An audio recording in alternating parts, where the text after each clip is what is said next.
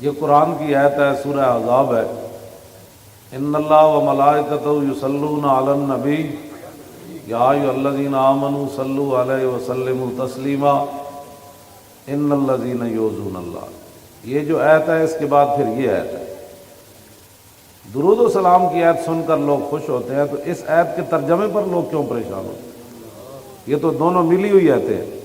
ان اللہ و ملائکتہ یصلون علی النبی یا ایھا الذین، اس پر سبحان اللہ کیوں نہیں آتی؟ وہ تو کہتے ہیں، وہ تو کی کہتے ہیں حق نبی، تو اتنے کیوں نہیں کہتے بے شک؟ اس لیے کہ اقبال کہنا ہے بدل دیا رخ مشرق کو تو نے اے مغرب، تیری ہوا سے بچائے خدا زمانے کو۔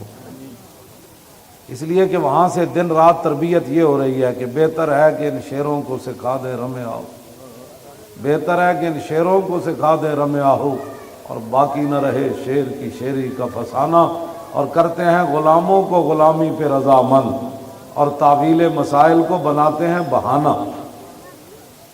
یہ امام تقی الدین سبکی ہیں جنہوں نے، میں صرف اس کے اندر جو آپ نے بات شروع کی ہے نا وہاں سے میں آپ کے سامنے، یہ پوری کتاب ہے اور اس کے تقریباً عربی میں ہے، اس کے تقریباً 750 کے قریب صفحات ہیں۔ اس کے اندر آپ نے جو ایک بات کی ہے نا، میں نے صرف اس لیے منگائی ہے کہ ساتھ بھی لایا ہوں، وہ آپ کو سمجھ آ جائے تو پھر میرے لیے بھی کامیابی اور آپ کے لیے بھی۔ آپ فرماتے ہیں مجھ سے ایک فتویٰ پوچھا گیا گستاخ رسول کے بارے میں، ایک عیسائی نے حضور کے خلاف بات کی، تو فرمایا کہ میں نے پھر فتویٰ لکھا کہ اس نصرانی کو قتل کر دیا جائے، عیسائی کو، جس طرح کعب بن اشرف کو حضور نے قتل کروایا، اور اسی میں حضور کی عزت ہے اور اسی میں حضور کے دل کا سکون ہے۔ انہوں نے لکھا کہ من ولوغ ھذا الکلب، اس کتے کے بھونکنے سے جو رسول اللہ کو تکلیف ہوئی ہے، اس کتے کا علاج یہ ہے کہ اس کو قتل کر دیا جائے۔ عیسائی نے حضور کے خلاف بات کی۔ آپ نے فرمایا کہ وَيُطَہَّرُ الْجَنَابُ الرَّفِيعُ، کہ حضور کی جو جناب اقدس ہے، جن کا مقام بلند و بالا ہے، ان کے شان کا یہی تقاضا ہے کہ اس کتے کو بھونکنے سے روکنے کے لیے اس کی گردن اتار دی جائے۔ آگے پھر آپ نے بات کرتے کرتے آگے جو بات کی ہے نا وہ بڑی عجیب کی ہے۔ آپ نے فرمایا کہ لا تقبل توبتہ، گستاخ رسول کی کبھی بھی توبہ قبول نہیں ہوگی۔ آگے فرمایا وَحُقَّ علیہ وعلی غیری من آل العلم القیام فی ذالک وتبیین الحق فیہ فإن فیہ نصرۃ للنبی صلی اللہ علیہ وسلم، فرمایا میرے تے بھی اتنا ہی حق ہے جتنا باقی مولویوں تے حق ہے کہ وہ حضور کی عزت آبرو کے لیے کھڑے ہو جائیں اور حق لوگوں کے سامنے بیان کرے۔ اور آگے فرمایا کہ اسی میں حضور کی مدد ہے۔ رسول اللہ کی کوئی مدد کرنا چاہتا ہے نا تو درود شریف پڑھ کے اس میں اپنے فائدے تلاش کرتا ہے۔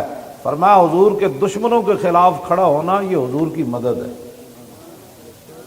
آگے پھر قرآن کی آیت لکھی، فرمایا وَلِيَعْلَمَ اللَّهُ مَن يَنصُرُهُ وَرُسُلَهُ بِالْغَیبِ إِنَّ اللَّهَ قَوِیٌّ عَزِیزٌ۔ یہ سورہ مجادلہ کی آیت نمبر 25 ہے۔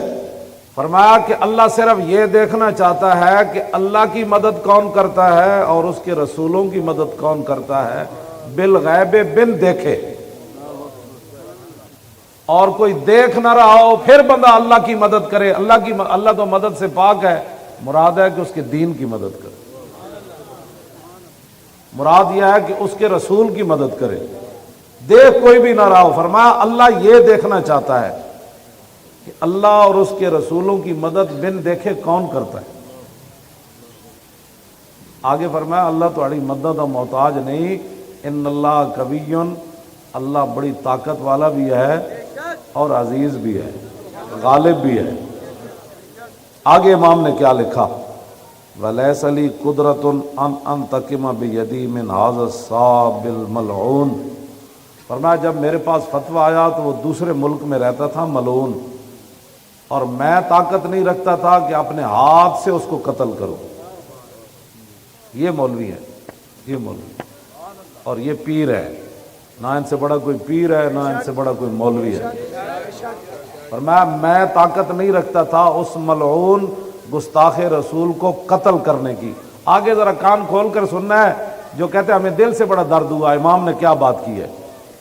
آگے فرمایا کہ واللہ یعلم ان قلبی کارہ منکر، فرمایا اللہ جانتا ہے کہ میرا دل بڑا رنجیدہ ہے۔ جب سے میں نے سنا کہ اس نے حضور کے بارے میں بات کی ہے میرا دل بڑا پریشان ہے۔ یہ جو لفظ ہے نا، سونا کا پانی بھی ہونا تو اس کا حق ادا نہیں کر سکتے۔ فرمایا ولیکن لا یکفی الانکار بالقلب ہاؤنا، فرمایا حضور کا مقام ایسا ہے کہ جب یہاں کوئی بات کر دے تو پھر دل پریشان ہونے سے بارگاہ رسالت میں یہ بات کافی نہیں ہوتی، بلکہ ہاتھ سے یا زبان سے یا قلم سے اس کا جب تک رد نہ کرے۔ یہ رسول اللہ کا غلام نے یہ بات، وہاں صرف دل سے بات نہیں چلتی، میرا دل بڑا پریشان ہے۔ تو آگے کیا لکھا؟ فَأُجَاهِدُ بِمَا أَقْدِرُ عَلَيْهِ مِنَ اللِّسَانِ وَالْقَلَمِ، آپ نے فرمایا پھر جو میرے پاس ہے، ہاتھ تو میرا وہاں تک پہنچا نہیں، اللہ نے مجھے قلم دیا تو میں نے حضور کی عزت پر یہ اتنی موٹی کتاب لکھی۔ اور آگے کیا کہا، اگلی بات بھی سنیں۔ یہاں تو ایک تقریر کر کے ایک نعت پڑھ کے تو ایک لوگ دیگ پکا کے وہ سمجھتے ہیں نا ہم نے حضور کا حق ادا کر دیا۔ فرمایا وَأَسْأَلُ اللَّهَ، میں اللہ سے یہ سوال کرتا ہوں، عدم المؤاخذۃ بما تقصر یدی عنہ، یا اللہ جو میرا ہاتھ اپنے نبی کے لیے نہیں نہ اٹھا، قیامت والے دن یہ میرا گناہ تو نے معاف کر دینا ہے۔ یہ عجیب بات۔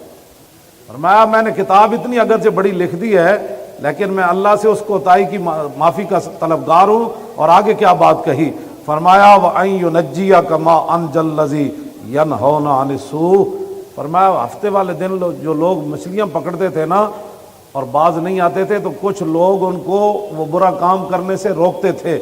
فرماتے ہیں مجھے اللہ سے امید ہے کہ جس طرح اللہ نے ان کو بخش دیا نا، بھئی تم منع تو کرتے تھے باقیوں کو بندر بنا دیا، تو فرمایا قیامت والے دن جس طرح اللہ ان کو بخش دے گا نا، مجھے امید ہے کہ میں نے اپنے قلم سے حضور کی عزت پر اتنی بڑی کتاب لکھی، اللہ مجھے بھی بخش دے گا۔ اتنی بڑی کتاب اس کے اندر انہوں نے لکھی، یہ بات امام تقی الدین سبکی نے۔ آپ اپنے سینوں کو گندگیوں سے پاک کریں اور جب رسول اللہ کی بات آئے تو ادھر ادھر نہ دیکھیں۔ جس طرح اتنا بڑا امام ہو کے، اتنا بڑا ولی ہو کے، اتنا بڑا عالم ہو کے، اتنا بڑا محدث ہو کے، اتنا بڑا مجتہد ہو کے، اتنا بڑا مفسر ہو کے، اتنا بڑا فقیہ ہو کے کہتا ہے یا اللہ تیرے حبیب کے گستاخ پر جو میرا ہاتھ نہیں نہ اٹھا قتل کرنے کے لیے، قیامت والے دن مجھے اس کتاب کی وجہ سے معاف کر دے رہا۔ اور جو گستاخوں کے ساتھ کھڑے ہیں وہ بتائیں ان کا حشر کیا ہوگا۔